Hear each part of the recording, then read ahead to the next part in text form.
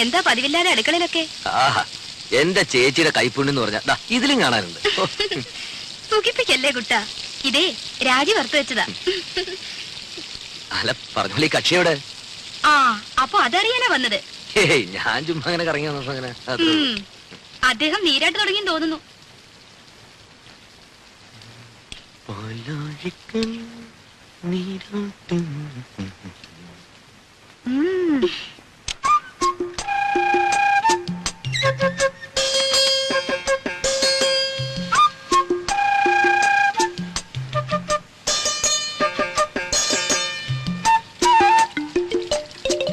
രാജി, രാജി, എന്താ തുറന്നേ.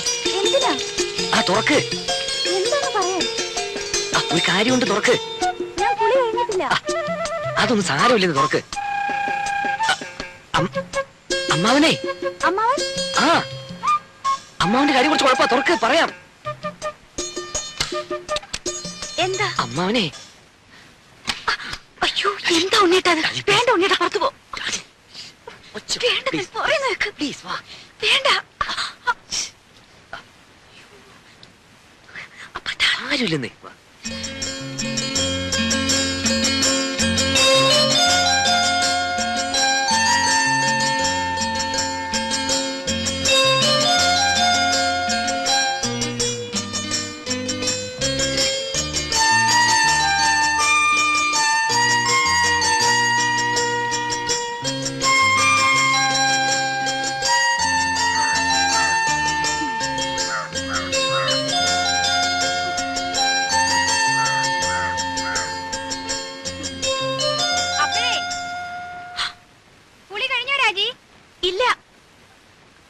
ഇല്ല, ആവുന്നേ ഉള്ളൂ. ഒന്ന് വേഗം ആട്ടെ. വെള്ളം ചൂടാറുവേ. പിന്നെ ഉണ്ണി അന്വേഷിക്കണ കണ്ടു.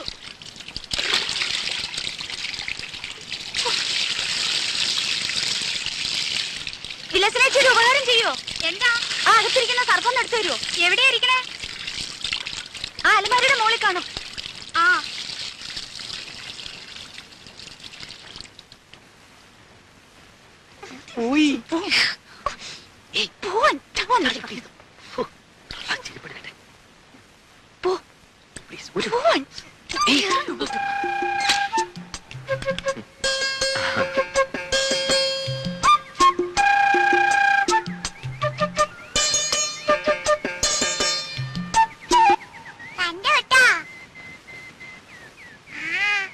എന്ത് കണ്ടുപിടി? ഇവിടെ വാടി, ഇവിടെ ഇന്ന് ഞാൻ എന്റെ മാളുവമ്മേ.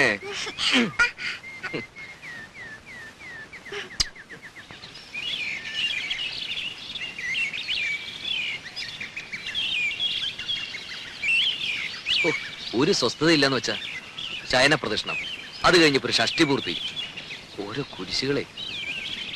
അതിനിടയ്ക്ക് കുറെ ബന്ധുക്കളും വന്നു കൂടിയിട്ടുണ്ട്. എഴുന്നള്ളത്ത് ഇത്രയും കൂടെ തീർന്നോ അല്ല ഇനിയുണ്ടോ ആവോ?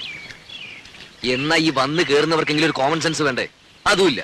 ഒരു വീടാവുമ്പോ ഇങ്ങനെയൊക്കെ അല്ലേ ഉണ്ണേട്ടാ? ഇങ്ങനെയൊന്നും അല്ല. ഇത് ഇവിടുത്തെ മാത്രം ഒരു ചിട്ടയാ, വേറെ എവിടെ ഞാനും കണ്ടിട്ടില്ല. ആകെയുള്ളത് കുറച്ചാണത് ലീവാ.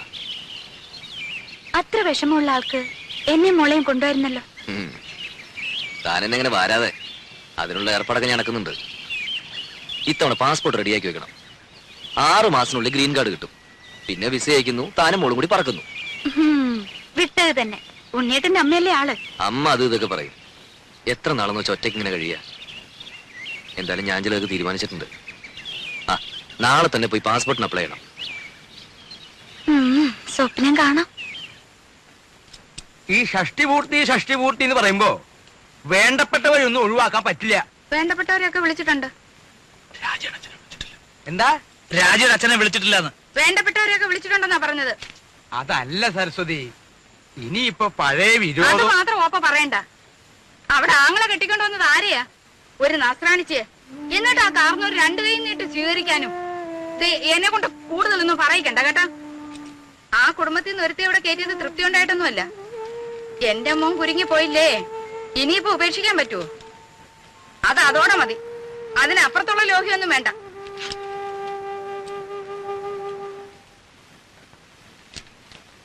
ആ, നീ ഇവിടെ ഉണ്ടായിരുന്നോ? ഞാൻ നിന്നെ അന്വേഷിച്ച് നടക്കായിരുന്നു. ഈ പന്തല് പണിക്കാരുടെ തട്ടും മുട്ടും കാരണം കിടക്കാൻ ഒരു ഇടയില്ലാണ്ടായി. ഏയ്, എന്താ ഉണ്ണിയെ, നിന്റെ അമ്മ ഇവിടെ കൊതുകിനെ വളർത്തുണ്ടോ? ഉറങ്ങാറായോ ഉണ്ണിക്ക്? ഞാൻ കിടക്കാനുള്ള ഉറങ്ങാറാവുമ്പോ പറഞ്ഞോളൂട്ടോ. എന്തോ ഞാൻ പറയണെന്ന് ആലോചിച്ചല്ലോ. ആ, നീ വന്ന വിവരം ഞാൻ എങ്ങനെ അറിഞ്ഞു എന്ന്. അതൊരു വലിയ കഥയാ. നീ നമ്മുടെ കിഴക്കേടത്തെ കാർത്തേനിയമ്മയുടെ മകൻ ഗോപാലൻ അറിയൂ? മനസ്സിലായി, കാലിന് കുറച്ച് സുഖമില്ലാത്ത. അത് ഭാസ്കരൻ. അവന്റെ കഥ ഞാൻ വേറെ പറയാം. അവൻ ഒരു വേൽത്തിപ്പെണ്ണായിട്ട് ചില കാര്യങ്ങളും അതും മറ്റതും മറിച്ചതും ഒക്കെ, അതൊക്കെ ഞാൻ എല്ലാവരും ഉറങ്ങിയതിന് ശേഷം പറയാം. ഇത് ഭാസ്കരന്റെ അനിയൻ ഗോപാലൻ. ഓ, ഞാൻ അറിയും. നീ അറിയൂ അവനെ? അവനൊരു കളിപ്പേരുണ്ടല്ലോ. നല്ല ഉറക്കം തൂങ്ങിട്ട് പോയി ഞാൻ. ഉറക്കം തൂങ്ങി, അത് അവന്റെ അനിയൻ. ഇത് ഗോലി. അവൻ ഇങ്ങനെ ഉരുണ്ടുരുണ്ടല്ലോ നടക്കണേ. ഈ ഗോപാലൻ അവന്റെ അളിയനെ ദുബായിക്ക് പ്ലെയിൻ കയറ്റാൻ തിരുവനന്തപുരത്ത് പോയി. തിരിച്ചു വന്ന് ബസ് ഇറങ്ങിയപ്പോഴാ അവൻ എന്നെ കണ്ടതും അവൻ എന്റെ നേരെ ഇങ്ങനെ ഒരു വരവാ.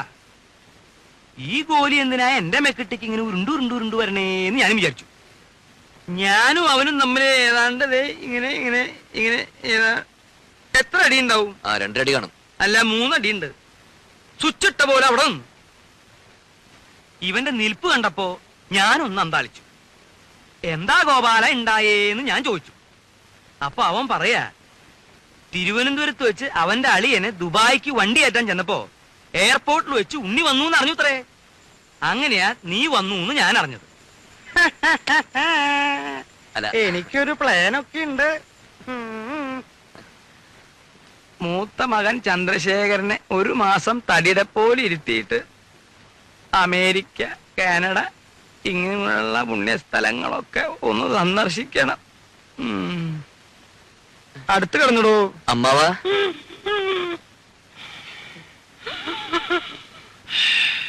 അമ്മാവാ,